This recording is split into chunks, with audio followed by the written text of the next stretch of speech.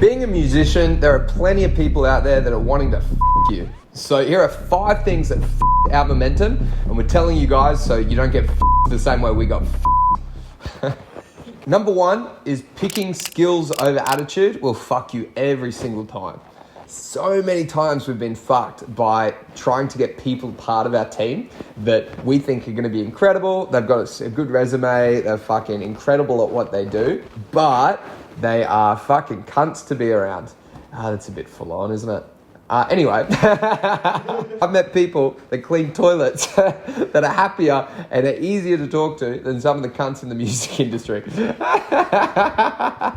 I have, right? Just because someone has got fucking they are incredible at what they do doesn't mean that they are the right person on the fucking bus and they're the right person that's going to help you guys get to where you need to be. Anyone that you get involved with, that is anyone from the people that you have in the band to the people that you fucking have managing you to the people who you have fucking doing your PR. It doesn't matter how talented that person is and how much skill that person has. If they don't give a fuck about you, if they don't give a fuck about your project, if they don't give a fuck about what you're trying to do, they will 100% fuck your momentum and stop you from going to where you want to be. So number 1, don't fucking hire for skill, hire for attitude. Number 2, you are not spending enough time trying to get better. A couple years ago, we had like 3 songs on Spotify and we were spending all of our time trying to get people to help us with PR, management, that kind of thing, spending too much time trying to get the wrong people to work with us. And I was like, why are we not getting that momentum that we need to? I felt like an absolute idiot when I realized that it was because we only had 3 songs, right? We weren't trying to get new content. We weren't trying to get new music. We weren't spending time trying to get better at our one fucking job, which is creating music. The most important thing that you need to do, you need to work out, okay, cool, I need to get better. And once you accept that you're not good enough, that's when you actually will put that time and that energy in. Because I promise you, you are not good enough right now. That's the most important thing. I'm not good enough and you're not good enough, right? You need to be putting in the time to get better at music, and you need to be putting in the time to actually create music. Someone asked me the other day, how do you find inspiration? And I realized it's when the alarm goes off. You cannot wait for that shit to find you. You've got to go out and find it. You've got to create the time and put in the effort, because it's never just going to land on your lap. Number 3, chasing the wrong scene. For a really, really long time, we were putting way too much energy into trying to create a network in people that didn't give a shit about the type of music that we were creating. You got to find the people who actually care about your music. This can be really, really hard in places like where we are, right? We're in Brisbane, Australia. The rock scene here is falling apart.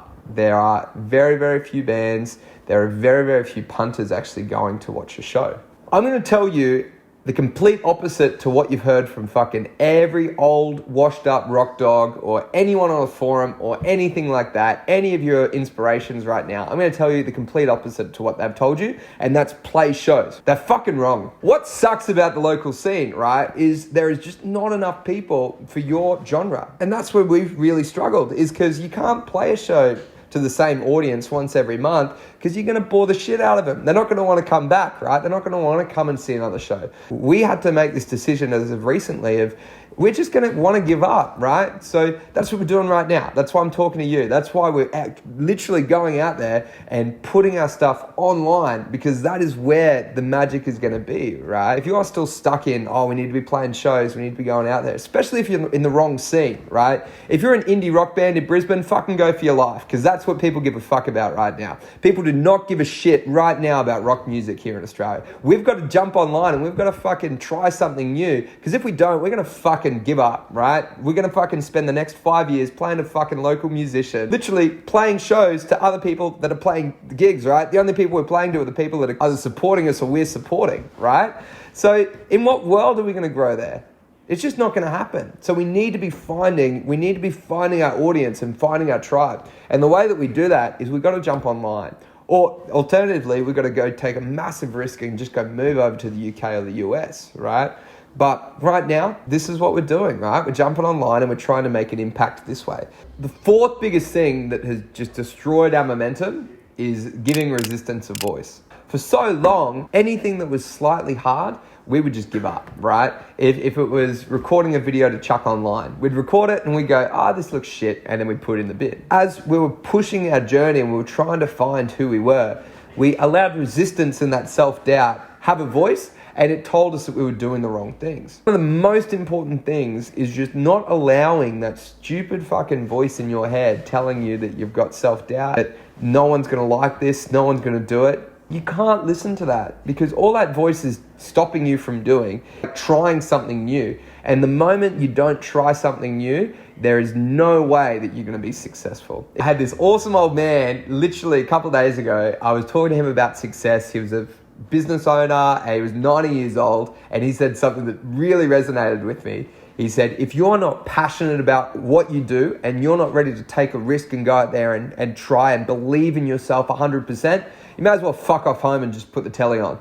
The moment you take that easy route, you're just setting yourself up to fail. I'm going to end with the thing that is fucking my momentum right now. It's one of the most important stories that I've ever heard. Back in the day, right, back in the world of conquerors and when you had explorers, there was a famous explorer from Spain.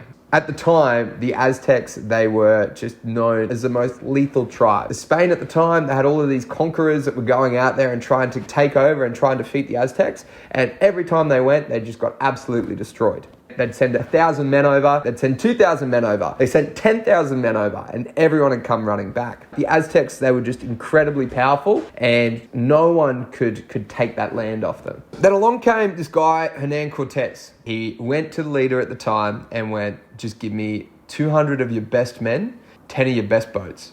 That's all I need.